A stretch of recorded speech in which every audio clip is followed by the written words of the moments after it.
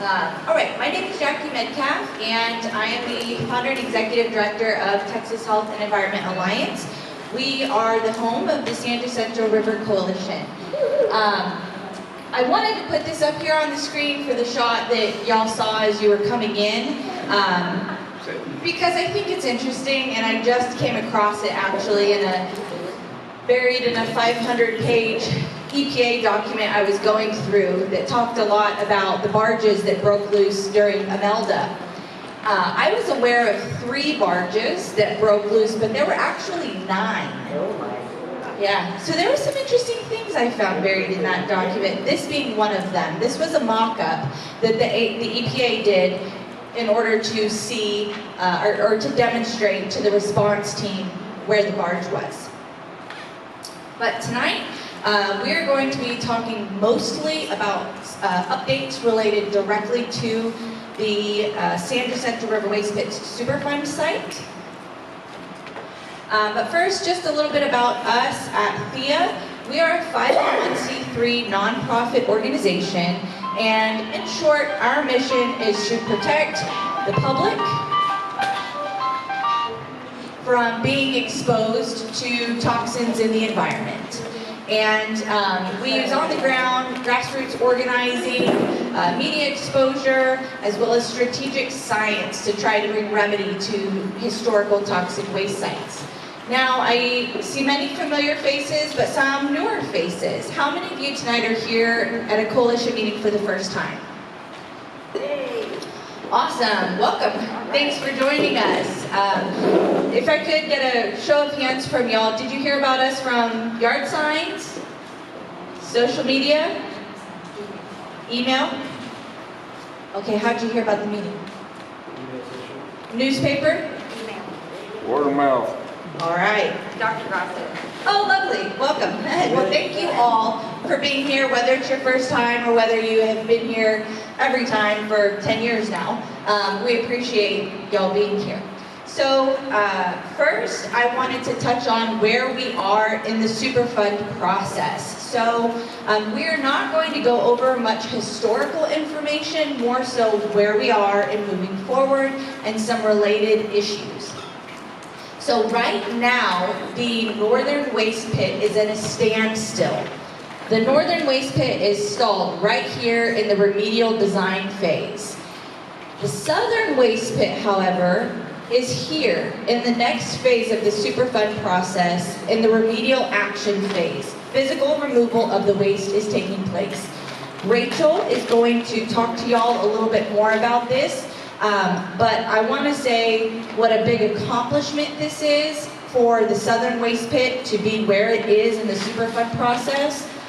Most Superfund sites don't get to this place in the process where they're actually being cleaned up for 20, 30 plus years. And it is a testament to this community and all of the people who've come to the table. With that being said, I want to take a moment to recognize that we have a representative from Harris County Pollution Control Services with us tonight. And are you from Ramsey's office? All right, from Precinct 3 Commissioner Ramsey's office as well. All right, now I'm going to hand it over to Rachel and let her give you all the updates for the southern pit. Thanks, Jackie. All right, so I'm just going to give you guys some updates on the southern impoundment of the San Jacinto River Waste Pit Superfund site. The progress to this point, they started construction on the site in November of last year. Construction where they started, where they built the water treatment system. They built some buildings on site for them to work, and then they removed vegetation and debris from the area. And then the actual waste removal started in February of this year. And now we are at about the halfway point. About 50% of the waste has been removed from the southern waste pit. That's over 2,000 truckloads and over 58,000 cubic yards of hazardous waste that has been removed from the waste pits. And they have also implemented a deadline for completion for the southern waste pit, which is going to be July 31st of next year, so next summer. One of the biggest recent changes that has happened is they are flipping the layout of the southern waste pit. It started with the water treatment system and most of the buildings being on the southern portion of the southern waste pit while they excavated and remediated the northern portion. So now that they're about 50% done, they're going ahead and flipping that. So the water treatment system is now moved to the northern portion along with some of the buildings, and they're going to start remedying the southern portion. Now, going down to the southern peninsula, the southwest corner, they are doing a steel sheet pile bulkhead installation. It's about 260 linear feet, and that's actually 50 feet more than what they had originally planned to do for this area. That additional 50 feet is going to be directly adjacent to the river, and it's going to allow them to pump that water out, treat it, and then excavate in the dry, that southern peninsula along the shoreline. And that bulkhead will be removed after remediation is done, and it will be replaced with riprap.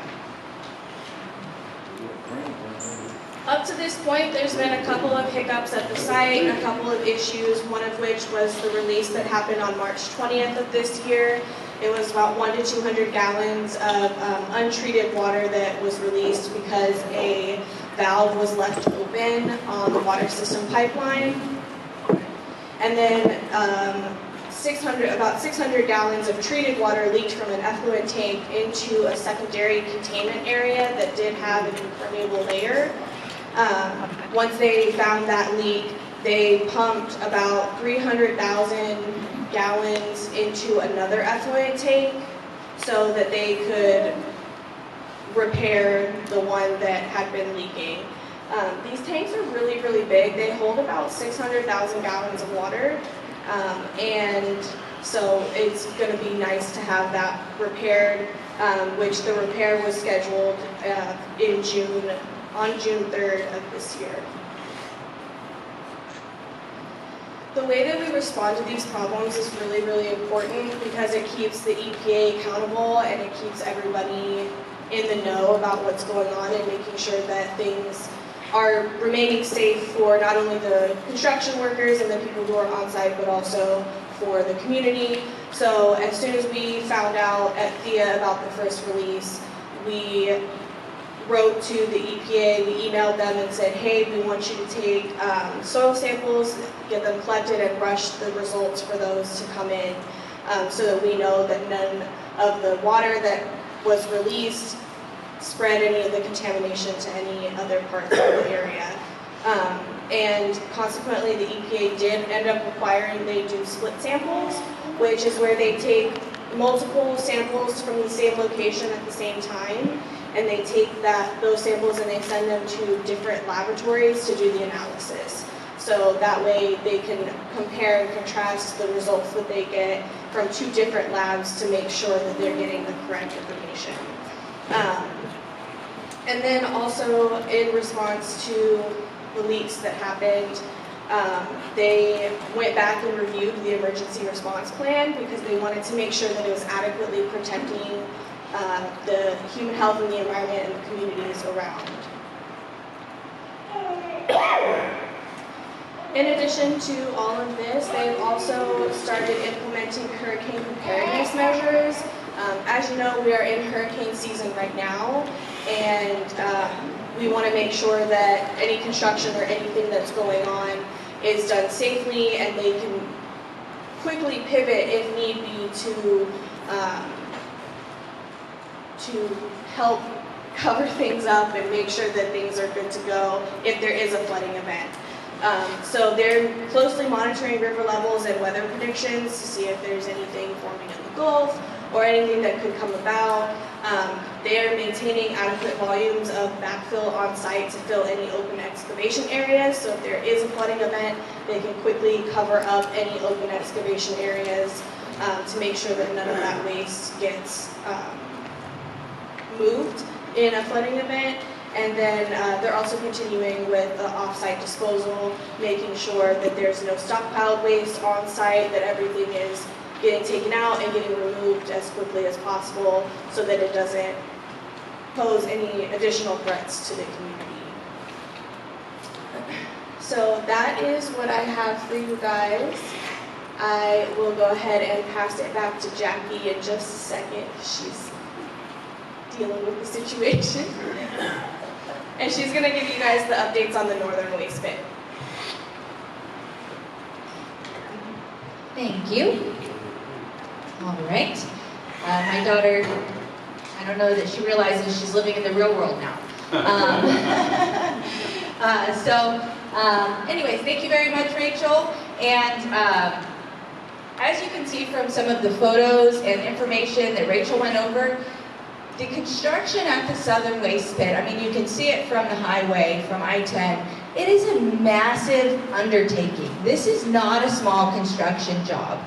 Thousands of truckloads of waste have already left, and many of the things that this community has advocated for and asked for over the years from the EPA have been implemented. Not only are they doing pretty extensive heat control and units, special units for the guys that are working on site, like electrolyte stations, popsicle stations, making sure that they are not getting exhausted working out in this heat, especially in the water, in the areas around where they have containment in the water treatment systems. The black tarps that are protecting the ground, I forget how much more they increase the heat, but it's pretty dramatic. If it's 110 out, it's extremely more. It's extremely hotter there in those areas. And we've asked for decontamination zones before the trucks leave. They did it. There are decontamination zones as the trucks leave. Every vehicle that leaves goes through a decontamination zone. The waste removal vehicles go through weight stations. And one of the other things that most of the people in this room advocated for that they implemented was third-party oversight.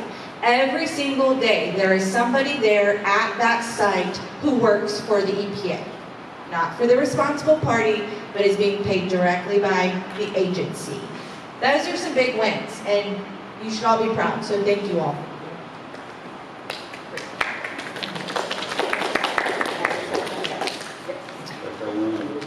Yes.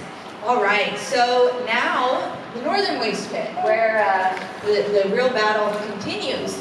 So at the northern waste pit, let's just go back really quick. Hold your eyes. I apologize. I'm going to show you on the map where it is. So this is the southern site where Rachel was talking about, and I'm talking about the northern one right here.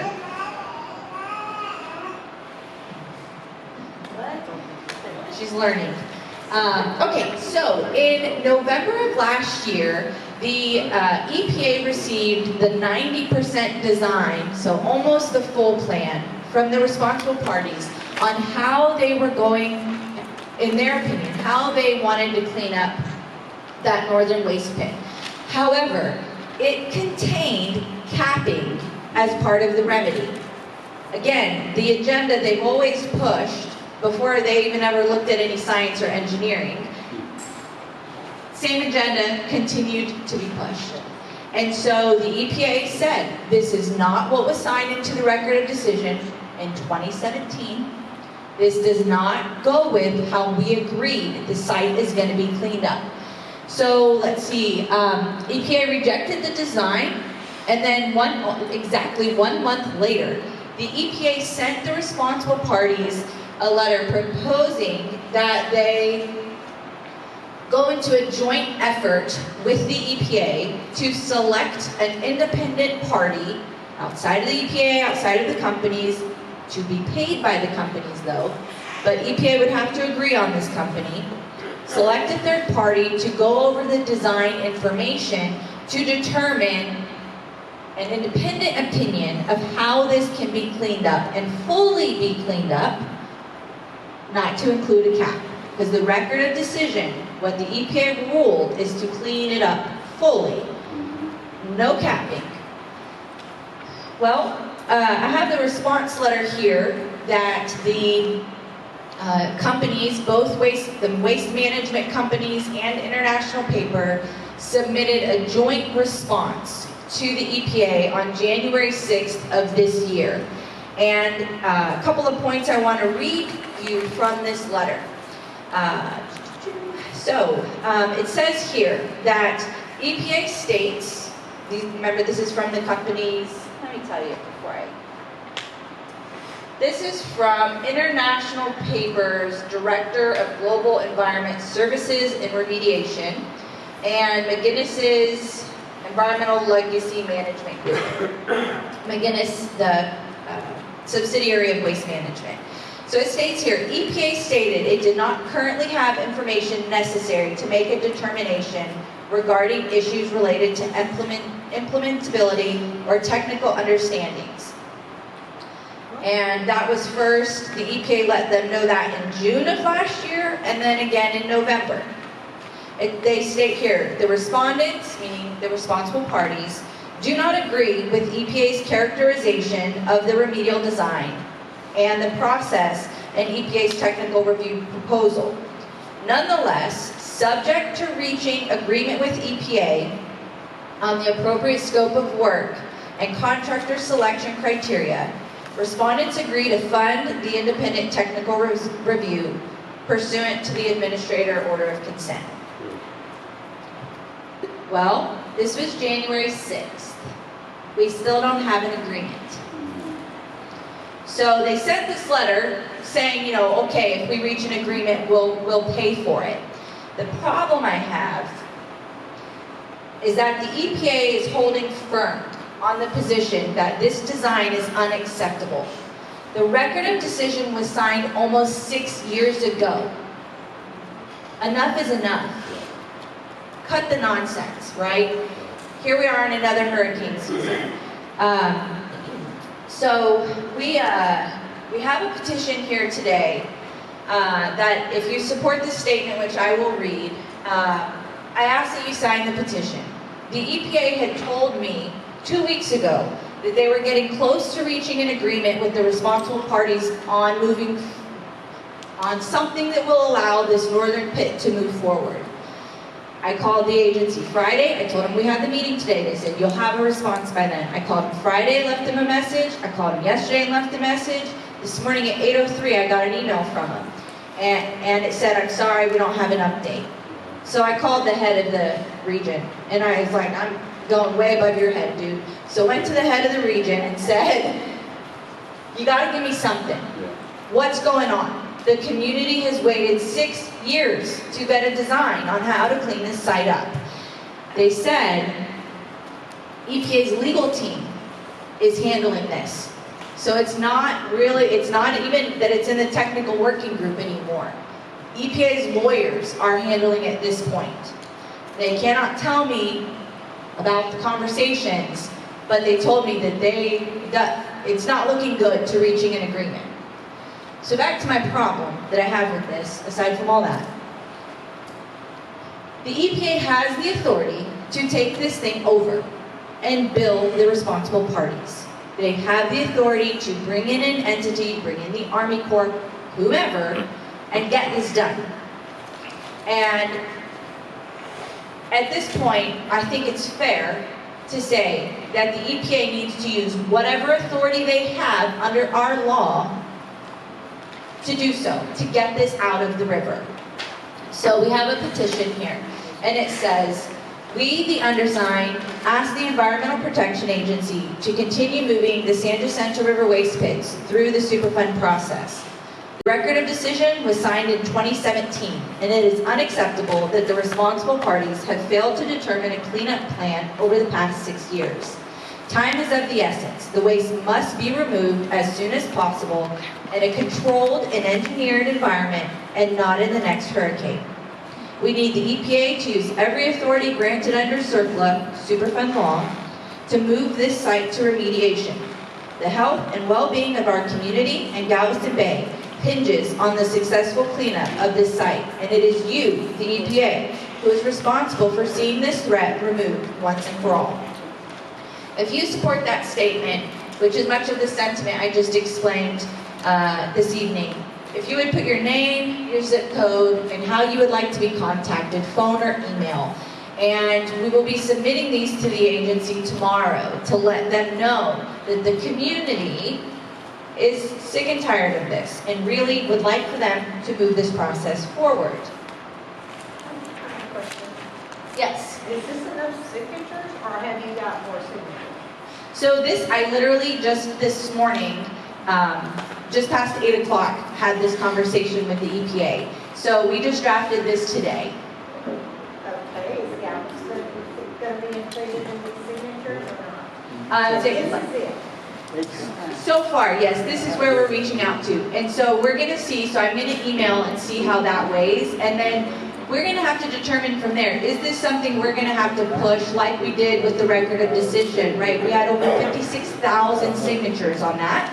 So we have that network ready to send this out to if we're not being received well. So we're gonna start here tonight, and we are prepared to start an issue-based campaign with this, most certainly. And even if everybody in this room shared this, I think there's 7 signatures on a line, even if everybody here were to share this on your social media, talk to your neighbors about it, you know, we could really strengthen the amount of voices. But we'll start with letting them know about the folks here tonight. Yeah, thanks, Ms. Hennigan. Yes? Are you going to have a link to sign it on y'all's page, or do we just need to share the form? We can do both. Yes, we'll get a link live on our website. Yes. So if you go on our website to the San Jacinto River Coalition, there will be a button there that says sign our petition, and this is what will be there.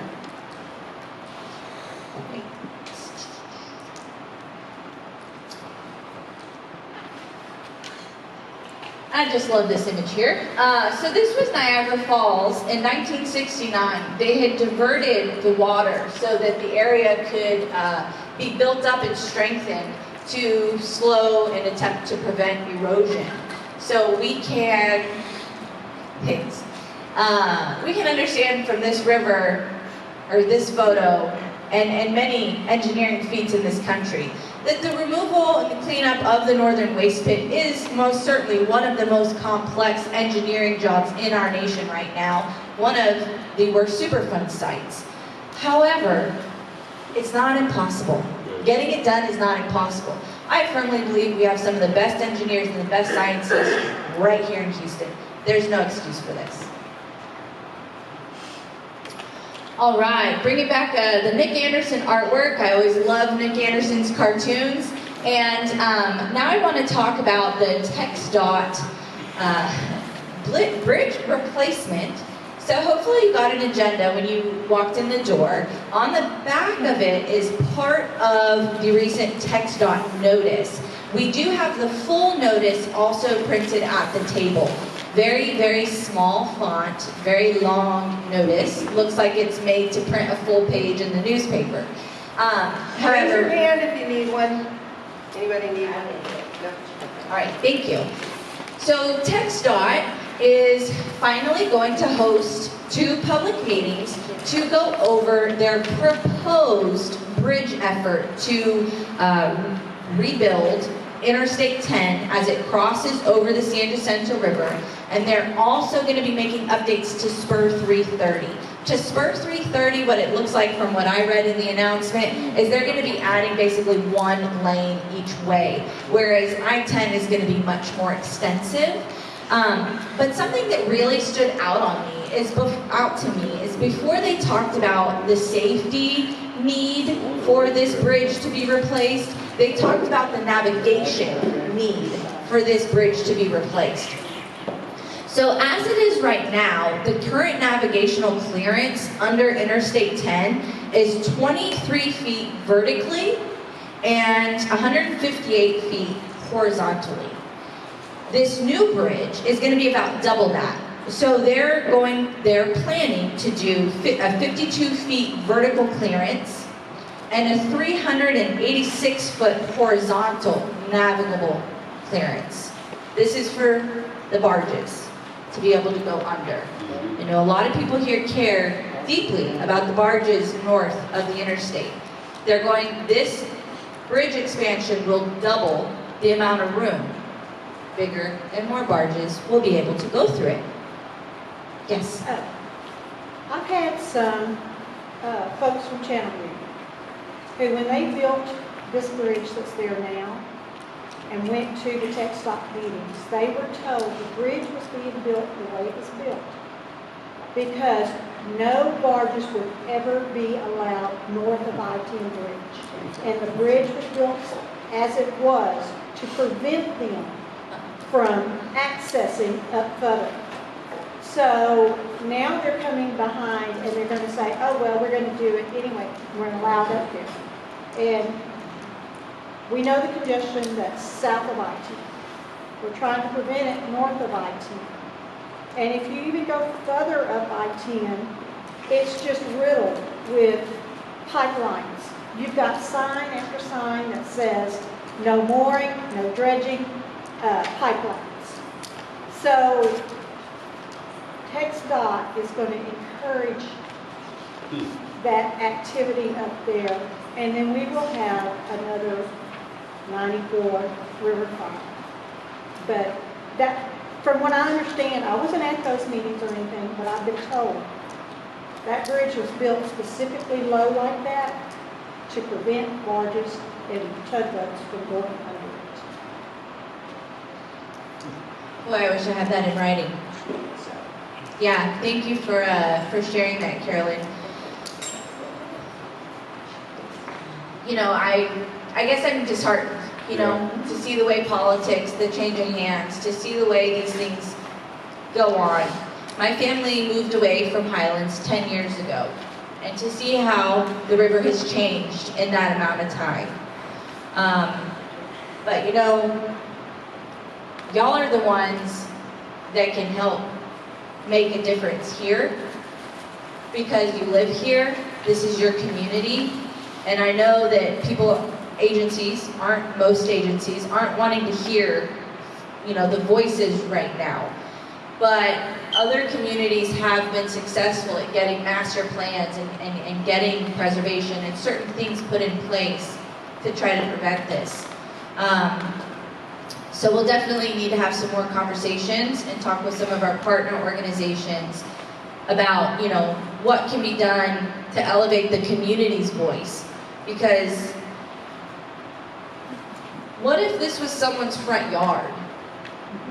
You know, I know people who live on the river and are terrified of this possibly happening. And as I said at the beginning of this meeting, I was at incident command after Imelda with the EPA, with the Coast Guard, you know, with the agencies that were here responding, lightering the barge that beached on the waste pit, figuring how they were going to handle this mess. Nobody told me there were 9 barges that broke loose. I found it buried in an email I had to put in a Freedom of Information Act request. You know, did any of you hear 9 barges? You heard 9, Greg? Yeah. 9, all right. Okay.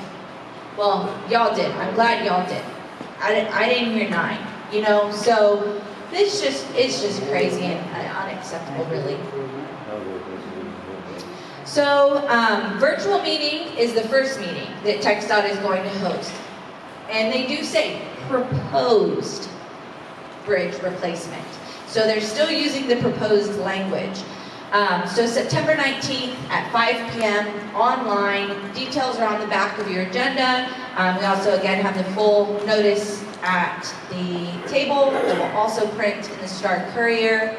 And then the in-person meeting is 2 days later, September 21st, from 5 to 7 at the Flukinger Center in Channelview.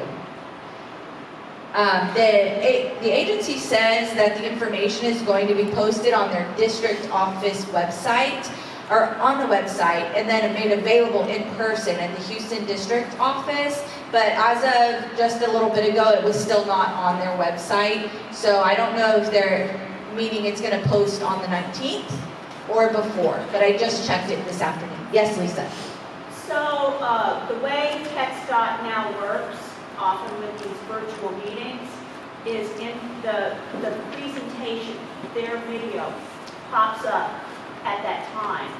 and then it is available during the comment period. So if you aren't easily available, just pop in at 5 p.m. that day it's first available. It will be available online for a while. Okay. I'm glad to see they are having an in-person component as well. Yes, and they should also be making available all of their diagrams, environmental assessments, all of these details. And as Lisa mentioned, they will be accepting public comments, which is very important for everyone here to comment. If you don't know what to say, if you're not formulating your thoughts, we're here to help. So we will be certainly available to help and have something on our website when the time comes to sign that we recommend, being sent to the agency. All right, one more letter of support. So we are preparing, oh, I'm sorry, do you have a question?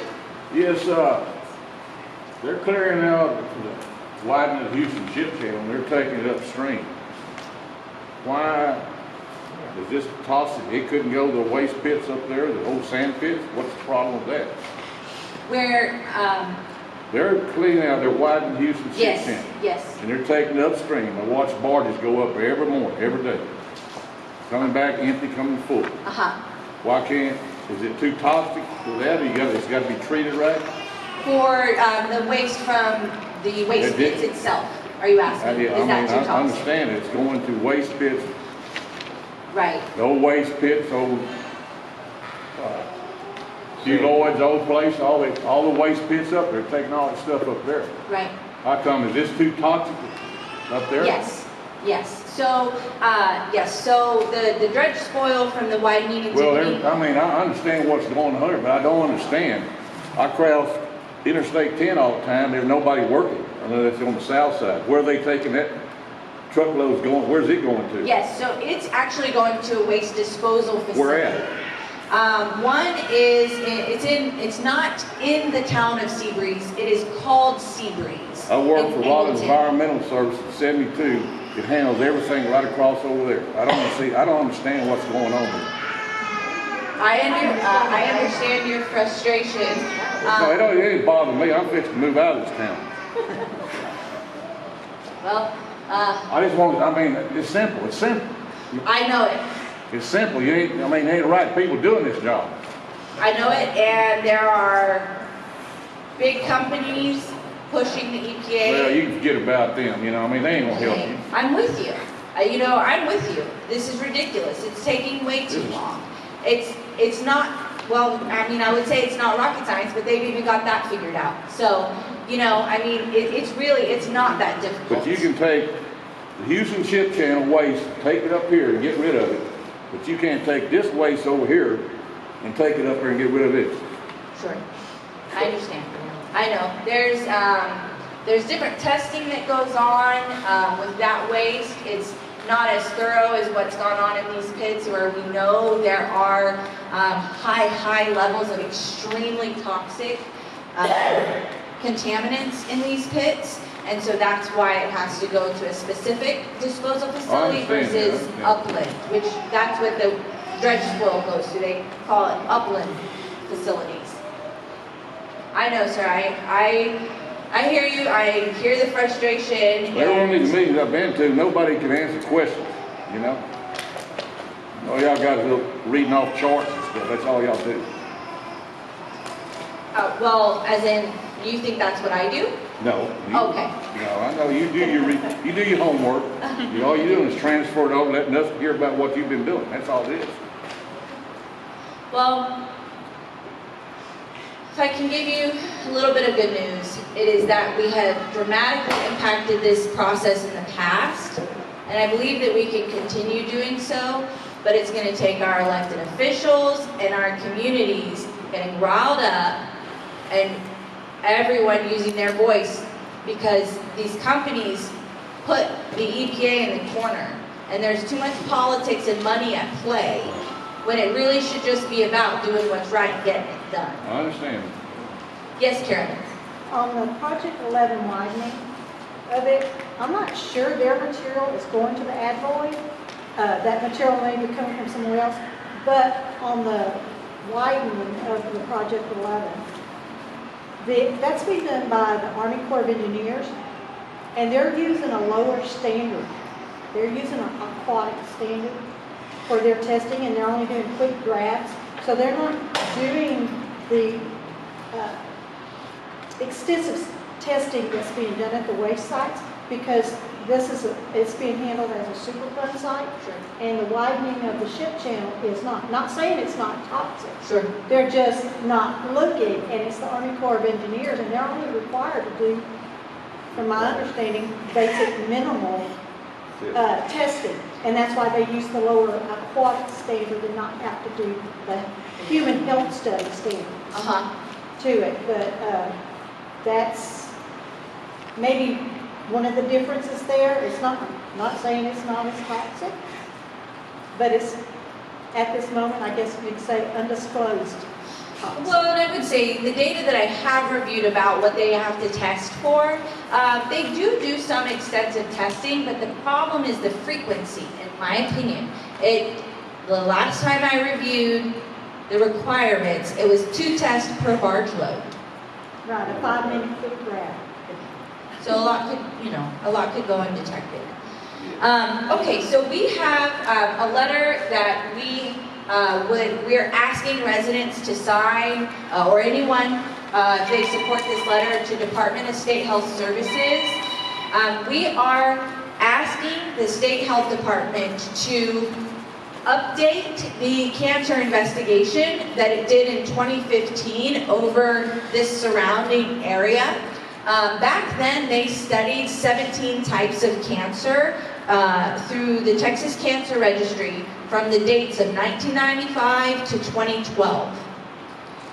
So it's 2023, so we are asking for an updated study. Now they have many more years of data in the Texas Cancer Registry, so we would like for them to update the findings on those 17 types of cancers. And then we are also going to be asking for a couple of additional types of cancer that we have heard from folks that they are concerned about. One example, a very rare form of childhood leukemia that 9 children at one time had at a middle school in Channelview. That's one we'll be adding to the request. So if you have a type of cancer you're concerned about, please let us know. And if you support this effort, I ask that you please sign a letter. Tracy, y'all have one? Okay. All right, wonderful. Thank y'all. Should have known, my team is on top of things. All right, so now we're going to go ahead and open it up to questions. And I have our contact details here. Rachel Jordan, who you heard from earlier, our assistant director. Christy Smith, who is our community coordinator. Many of you probably got a phone call from her and have met her out and about. And then myself down at the bottom. All right, thank you. Any questions? Yes? The leaking tanks, a bit of a concern, but they already have leaks on them. Yes. But they're open tanks, correct? Correct. So when there is a storm coming in, and we know what happens to that area during the storm, are they going to completely empty those tanks? Will they be empty, or will they be open to all the rain and the flooding and stuff that comes in? Yes, good question. So I'm trying to recall the height of the walls. We have a picture where there's a gentleman, construction guy standing beside it, and it's exponentially higher. Not that I have confidence that it could withstand, worst case scenario. But my understanding is that most of the water in these tanks is treated water. And so there's a process going on where the water goes here for a little while, is treated, goes to another tank. And so that's the best I know, Carolyn, but the question of will the tank with the untreated water be emptied and moved is a great question. I don't know the answer to it. Do you, Lisa? No? Okay. So we will inquire with the agency. Excellent question. Yes, Jackie, I thought the work was supposed to stop during the hurricane season. But Yes. it's continuing in the southern site. It is, yes. And I'm going to answer that. I'll be right back.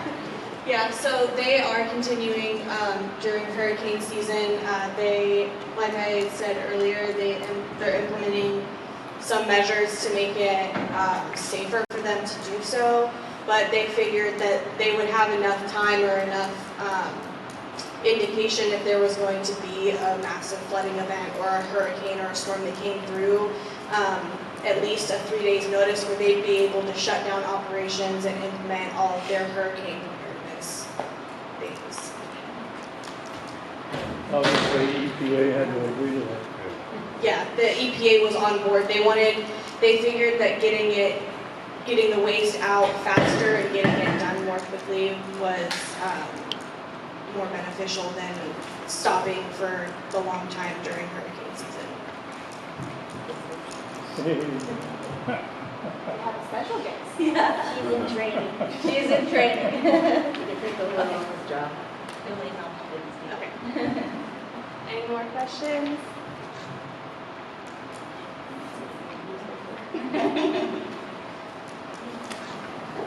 The last time that many of you saw me, I was pregnant with her.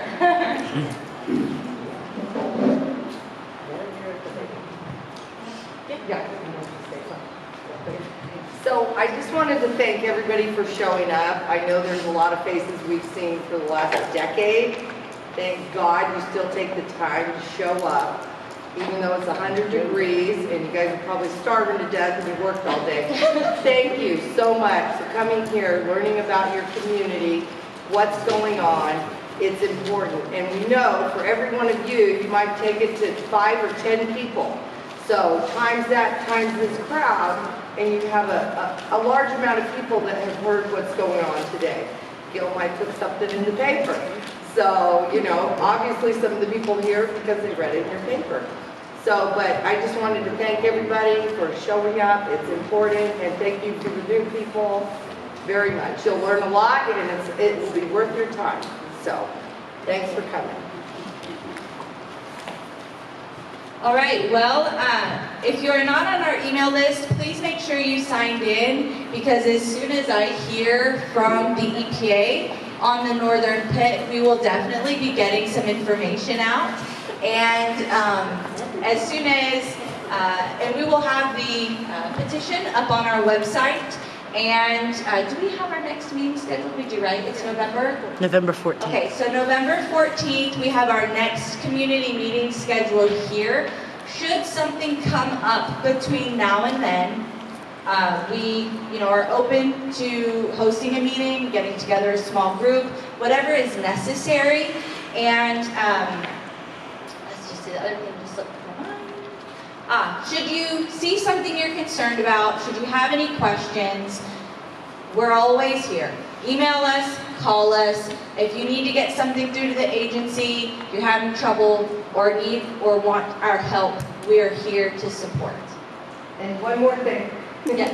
If you see something that you don't think looks right when you're driving by the pits, if you don't feel they're protected enough, or you see them rinsing down equipment in the middle of town, which I have seen a decade ago, they were rinsing from the pits the equipment in the middle of town. So if you see something, you guys are our eyes and our ears. You guys are here every day. Greg, you live right there. He's been a big help to us for things that have gone on. But call Thea. Let them know, hey, there's somebody boating out there or camping out there, or anything that you see that you don't feel is right, please let us know, because we are the eyes and ears to the people who can make things right. So, Please take a picture. yes, Yes. take a picture. Please take a picture. Absolutely. She's driving too fast for you to take Sarah, that's a problem.